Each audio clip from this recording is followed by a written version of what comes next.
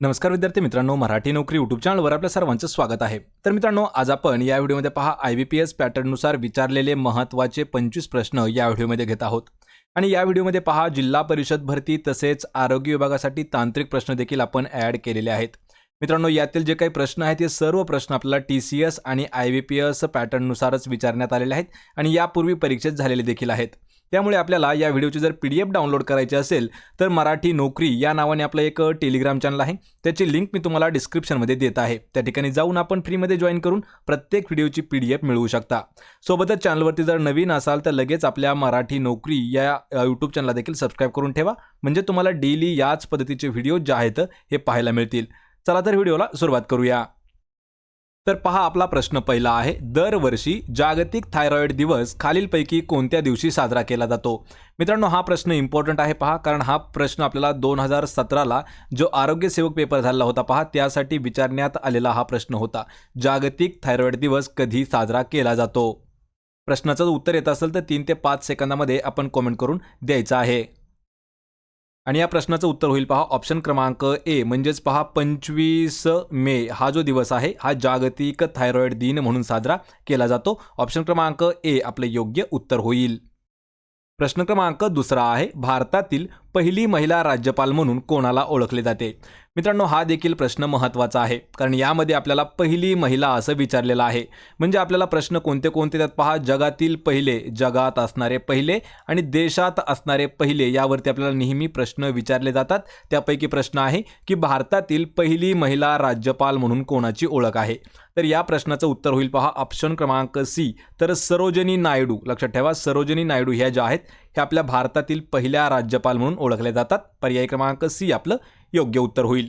या ठिकाणी अजून एक आहे, पहिल्या राष्ट्रपतीवर आपल्याला प्रश्न विचारला जातो। पहा, पहिल्या राष्ट्रपती ज्या आहेत तर त्या आहेत प्रतिभा देवी सिंग पाटील। प्रतिभा देवी सिंग पाटील ज्या आहेत ह्या पहिल्या राष्ट्रपती आहेत आपल्या भारताच्या। आणि सध्या जर विचारलं तर सध्याच्या राष्ट्रपती देखील महिला आहेत, त्यांचं नाव आहे द्रौपदी मुर्मू, ह्या सध्याच्या राष्ट्रपती आहेत। लक्षात ठेवा, प्रश्न हा महत्त्वाचा आहे।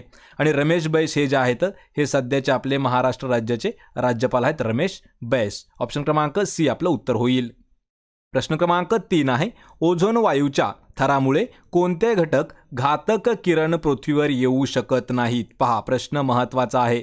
जो ओझोन थर आहे तर हा ओझोन थर जो आहे तर तो सूर्यापासून येणाऱ्या काही घातक किरणांचं संरक्षण करतो। आणि लक्षात ठेवायचं आहे, तर तो थर असल्यामुळे सूर्यापासून येणारे असे कोणते किरण आहेत की ते किरण पृथ्वीवरती येऊ शकत नाहीत? तर या प्रश्नाचं उत्तर होईल पहा ऑप्शन क्रमांक बी, तर अल्ट्रा व्हायोलेट किरण। कधी कधी आपल्याला ऑप्शन अल्ट्रा व्हायोलेटच्या ऐवजी अतिनील किरणे असं दिलं जातं। पहा, अतिनील किरणे, अतिनील किरणे म्हणजे त्याला म्हटलं जातं अल्ट्रा व्हायोलेट किरण। हे जे आहेत हे सूर्यापासून निघत असतात आणि ते थोडेसे विषारी असतात, पण जो ओझोनचा थर आहे किंवा ओझोन वायू जो आहे तर त्याच्या लेअरमुळे ते पृथ्वीपर्यंत पोहोचत नाहीत। पर्याय क्रमांक बी आपले योग्य उत्तर होईल। प्रश्न क्रमांक 4 आहे, खालीलपैकी कोण T20 आंतरराष्ट्रीय सामन्यांमध्ये एका वर्षात 1000 धावा पूर्ण करणारा पहिला भारतीय खेळाडू ठरला आहे? प्रश्न समजून घ्यायचा आहे, खेळावरती इम्पॉर्टंट प्रश्न आहे।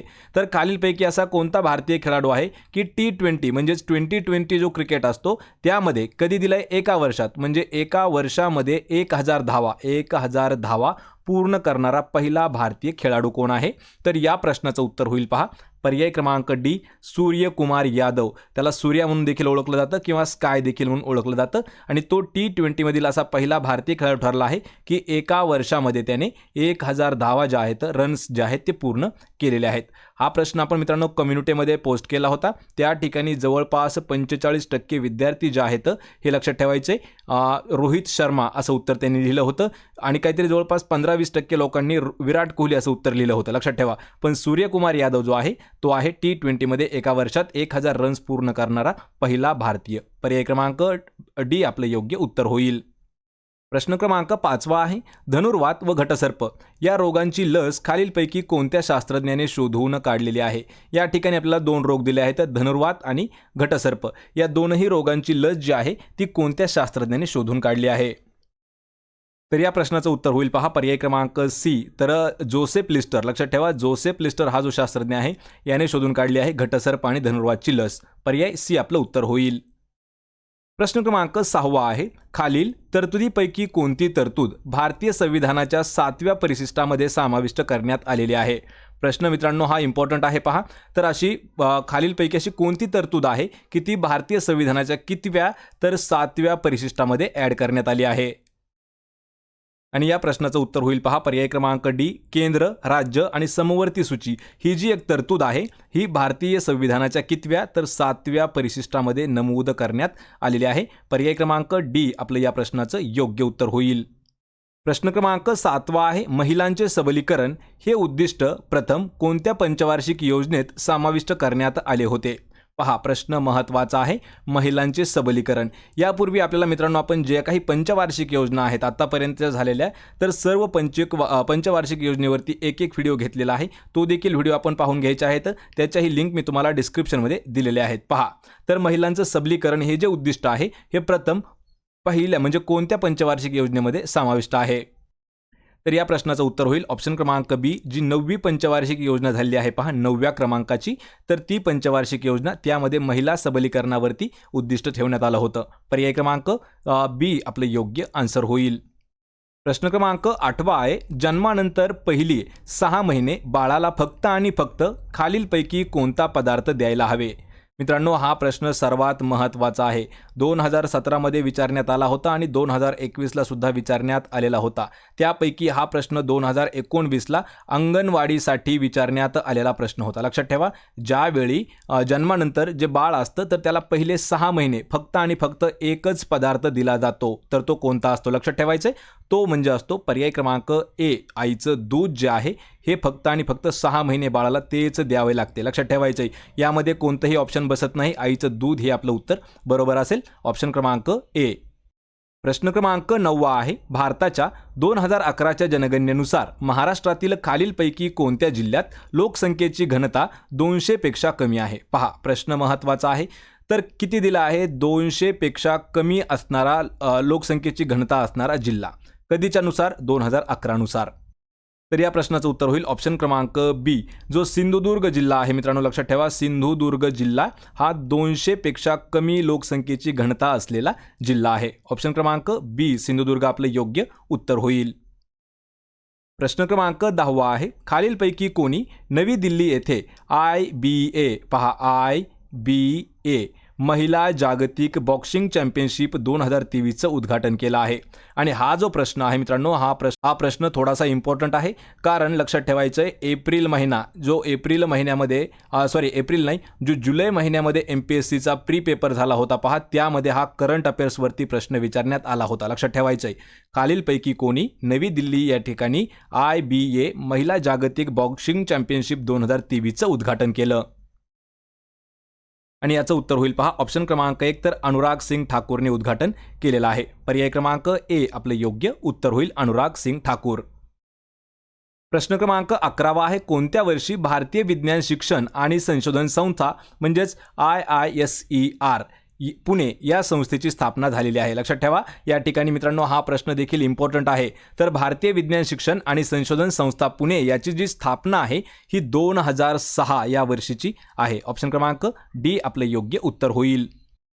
प्रश्न क्रमांक 12 आहे, मंकी पॉक्स रुग्णांसाठी या ठिकाणी गुणांसाठी झाला आहे. लक्षात ठेवायचं त्या ठिकाणी रुग्णांसाठी मित्रांनो असा शब्द आहे आणि आपल्याला PDF देताना तो शब्द व्यवस्थित असेल. तर मंकी पॉक्स रुग्णांसाठी क्वारंटाईन अनिवार्य करणारा जगातील पहिला देश कोणता ठरला आहे? हा प्रश्न सर्वात महत्त्वाचा आहे. यापूर्वी आपल्याला मंकी पॉक्सच्या ऐवजी कोविडसाठी विचारण्यात आलेला होता. तर कोविडसाठी पहिला देश होता पहा चायना देश. पण या ठिकाणी विचारलंय की मंकी पॉक्स रुग्णांसाठी क्वारंटाईन अनिवार्य करणारा जगातील पहिला देश जो आहे तो आहे ऑप्शन क्रमांक ए, तर बेल्जियम हा जो देश आहे हा जगातील पहिला देश ठरला आहे की ज्याने मंकी पॉक्स रुग्णांसाठी क्वारंटाईन जे आहे ते अनिवार्य केलेलं आहे. या ठिकाणी गुणांसाठी झालं होतं त्याबद्दल सॉरी, आपल्याला PDFमध्ये असा चुकीचा शब्द मिळणार नाही. ऑप्शन क्रमांक ए आपलं योग्य उत्तर होईल. प्रश्न क्रमांक 13 आहे, पंचायत राज व्यवस्थेला पहिल्यांदाच घटनात्मक दर्जा मिळवून देणारे घटना दुरुस्ती कोणती आहे? पहा प्रश्न हा इम्पॉर्टंट आहे पंचायत राजवरती, त्यामुळे हा प्रश्न समजून घ्यायचा आहे. तर पंचायत राज व्यवस्थेला पहिल्यांदा कसा घटनात्मक दर्जा मिळवून देणारी घटना दुरुस्ती कोणती ठरली? तर या प्रश्नाचं अचूक उत्तर होईल ऑप्शन क्रमांक सी, 73वी जी घटना दुरुस्ती आहे तर या घटना दुरुस्तीद्वारे घटनात्मक दर्जा देण्यात आला आहे पंचायत राज व्यवस्थेला. आणि मित्रांनो, जेवढ्या काही अशा ह्या घटना दुरुस्त्या आहेत त्यावरती आपण डीपमध्ये व्हिडिओ सिरीज लवकरच सुरू करणार आहोत. म्हणजे प्रत्येक घटना दुरुस्तीमध्ये काय नमूद केलेलं आहे हे आपल्याला स्पष्टपणे समजून जाईल, जेणेकरून आपल्याला TCS आणि लक्षात ठेवा MPSC साठी सुद्धा हे प्रश्न महत्त्वाचे ठरू शकतात. त्यामुळे प्रश्न हे सर्व इम्पॉर्टंट आहेत. प्रश्न क्रमांक 14 आहे, केंद्र सरकार व घटक राज्य सरकारच्या व्यवहारांचे व्यवस्थापन कोणामार्फत केले जाते. पहा, केंद्र सरकार तसेच घटक राज्य सरकार जे आहे त्यांच्या व्यवहारांचं जे व्यवस्थापन आहे हे कोणामार्फत केले जातं. तर या प्रश्नाचं योग्य उत्तर होईल पहा ऑप्शन क्रमांक ई, तर रिझर्व्ह बँक ऑफ इंडिया. पहा, रिझर्व्ह बँक ऑफ इंडिया म्हणजेच RBI यांच्याद्वारे केंद्र सरकार आणि घटक राज्य सरकार जे आहे यांच्या व्यवहारांचं व्यवस्थापन जे आहे ते केलं जातं रिझर्व्ह बँक ऑफ इंडियाद्वारे. ऑप्शन क्रमांक ई आपल्या या प्रश्नाचं योग्य आन्सर होईल. प्रश्न क्रमांक 15 आहे, राष्ट्रीय ग्रामीण आरोग्य अभियान कार्यक्रमाअंतर्गत आशा स्वयंसेविका योजना खालीलपैकी कोणत्या ठिकाणी राबवली जाते. पहा, या ठिकाणी आशा असा शब्द आहे आणि हा शब्द व्यवस्थित आहे, लक्षात ठेवायचं आहे. तर आशा स्वयंसेविका योजना जी आहे ही कोणत्या ठिकाणी राबवली जाते आणि हा जो आहे हा राष्ट्रीय ग्रामीण आरोग्य अभियानाचा एक कार्यक्रम आहे. आणि या प्रश्नाचं अचूक उत्तर होईल ऑप्शन क्रमांक ए, तर प्रत्येक गाव हे आपलं उत्तर असणार आहे. पहा, प्रत्येक गावामध्ये आशा स्वयंसेविका योजना जी आहे ही राबवली जाते. ऑप्शन क्रमांक ए आपलं योग्य आन्सर होईल. मित्रांनो, हा प्रश्न जो आहे हा पण टेलिग्रामवरती पहा पोल केला होता. त्या ठिकाणी जवळपास 60% विद्यार्थी जे आहेत यांनी चुकीचं उत्तर दिलं होतं. त्यांनी दिलं होतं पहा तालुक्याच्या ठिकाणी, लक्षात ठेवा. आणि आपल्याला जर महत्त्वाचे जे काही करंट अफेअर्स असतील किंवा जे महत्त्वाचे प्रश्न असतील आणि त्यांना जर पोलच्या रूपामध्ये जर आपल्याला पाहायचं असेल तर आपलं टेलिग्राम चॅनल आहे पहा मराठी नोकरी, त्या टेलिग्राम चॅनलला जॉईन करायचं आहे. त्या ठिकाणी डेली आपण 30 प्रश्न जे आहेत हे पोस्ट करणार आहोत आणि 30 प्रश्न म्हणजे पहा आपले एका महिन्यामध्ये 900 प्रश्नांची तयारी आपण फ्रीमध्ये त्या टेलिग्राम चॅनलवरती घेणार आहोत. त्याची लिंक मी तुम्हाला डिस्क्रिप्शनमध्ये देत आहे किंवा मराठी नोकरी या नावाने सर्च करा इंग्रजीमध्ये आणि सर्च केल्याच्या नंतर जे आपलं व्हेरीफाईड चॅनल असेल ते मराठी नोकरीचं आपलं ऑफिशियल चॅनल आहे. प्रश्न क्रमांक 16 आहे, सामुदायिक नेतृत्वाखाली किंवा नेतृत्वातील योगदानाबद्दल रॅमन मॅग्सेसे पुरस्कार प्राप्त करणारे पहिले भारतीय कोण ठरले. पहा, सामुदायिक नेतृत्वातील योगदान त्यांनी जे दिलं आहे त्या योगदानाबद्दल रॅमन मॅग्सेसे पुरस्कार जो आहे तो प्राप्त करणारे आपल्या देशातील पहिले भारतीय कोण आहेत. तर या प्रश्नाचं अचूक उत्तर होईल पहा पर्याय क्रमांक ई, तर आचार्य विनोबा भावे हे जे आहेत पहा आचार्य विनोबा भावे हे पहिले भारतीय आहेत की त्यांना रॅमन मॅग्सेसे पुरस्काराने पुरस्कृत करण्यात आलेला आहे. आचार्य विनोबा भावे. आणि मित्रांनो, आत्तापर्यंत जेवढ्या व्यक्तींना रॅमन मॅग्सेसे पुरस्कार मिळाला आहे भारतातील त्या सर्वांची लिस्ट जी आहे ती आपण आपल्या टेलिग्रामवरती पोस्ट केलेली आहे पहा, त्यावरती जाऊन पाहायचं आहे. कारण आपल्याला शेवटचा आणि पहिल्यावरती महत्त्वाचा प्रश्न विचारला जाऊ शकतो किंवा तलाठी भरतीमध्ये आपल्याला अशा पद्धतीने एक प्रश्न विचारला होता की ऑप्शनमध्ये जे 4 ऑप्शन दिले होते त्यापैकी 3 लोकांना रॅमन मॅग्सेसे पुरस्कार देण्यात आलेला होता, त्यातील एकच जे उत्तर होतं ते चुकीचं होतं. म्हणजे प्रश्न असा विचारला होता तलाठीमध्ये की खालीलपैकी कोणत्या व्यक्तीला रॅमन मॅग्सेसे पुरस्कार प्राप्त झालेला नाही आणि त्यापैकी 3 व्यक्तींना झालेला होता, एकाला झालेला नव्हता. त्यामुळे आपण जे रॅमन मॅग्सेसे पुरस्कार आहे त्याची पूर्ण लिस्ट जी आहे ती आपण टेलिग्रामवरती टाकलेली आहे. सोबतच त्याच्याच वरती एक शॉर्ट्स व्हिडिओ देखील आपण तयार केलेला आहे, त्या व्हिडिओची लिंक देखील मी तुम्हाला डिस्क्रिप्शनमध्ये देतोय. प्रश्न क्रमांक 17 आहे, खालीलपैकी कोणत्या सातवाहन राजाने गाथा सप्तशती ही प्रसिद्ध काव्यरचना केली. यावरती अल्टरनेट प्रश्न मित्रांनो विचारला होता, म्हणजे प्रश्न हाच विचारला होता, फक्त प्रश्न थोडासा अल्टरनेट होता, लक्षात ठेवा. त्यापूर्वी आपण याचं उत्तर पाहूया. जो हाल राजा आहे हे या प्रश्नाचं आपलं योग्य उत्तर होईल.